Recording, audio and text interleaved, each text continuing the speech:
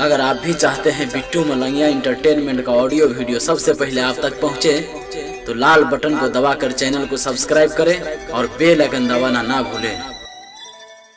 आम लेबे आम 10 रुपये आम, अबे जाओ आम ले जाओ। कौन कौन आम छौ गए? देखा किशुनभोग छै काचे, मालदह छै काचे, लेकिन हाँ गे कलकतिया तो पागल छौ गे।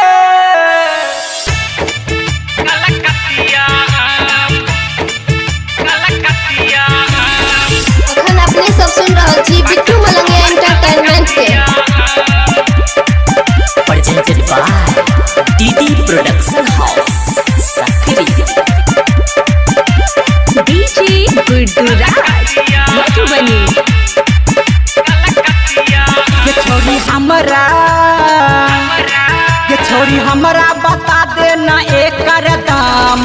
पाकल छु तोहर कलकतिया आम, खाके पेट के मिलतै हमरा आराम। पाकल छु तोहर कलकतिया आम, छोरी हमरा बता दे ना एकर दाम। पाकल छु तोहर कलकतिया आम, पाकल छु तोहर कलकतिया आम। DJ Guddu Madhubani, DJ Guddu Madhubani. अखन अपने सब सुन रहल छी बिट्टू मलंगिया एंटरटेनमेंट के। रस से भरल छोके तोहर पेटारी, चला ले छोरी अपन दुकानदारी। चला ले छोरी अपन दुकानदारी। रस से भरल छोके तोहर पेटारी, चला ले छोरी अपन दुकानदारी। ये जल्दी देना,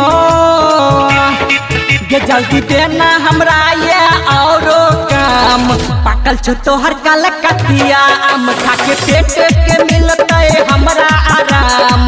पाकल छु तोहर कलकतिया आम, छोरी हमरा बता दे ना एकर दाम। पाकल छु तोहर कलकतिया आम, पाकल छु तोहर कलकतिया आम। DJ Guddu Madhubani, DJ Guddu Madhubani. अखन अपने सब सुन रहल छी बिट्टू मलंगिया एंटरटेनमेंट के। हिरी में नहीं हम तोहर आम के मांगे छियो, बिक जेतो जल्दी है के तोरा से कहे छियो। सुना ना, हिरी में नहीं हम तोहर आम के मांगे छियो, बिक जेतो जल्दी है के तोरा से कहे छियो। प्यारे लाल, प्यारे लाल जितेंद्र के बात तू मान। पाकल छु तोहर कलकतिया आम, खाके पेट के मिलतै हमरा आराम। पाकल छु तोहर कलकतिया आम, छोरी हमरा बता दे ना एकर दाम। पाकल छु तोहर कलकतिया आम, ये छोरी हमरा, ये छोरी हमरा बता दे ना एकर दाम।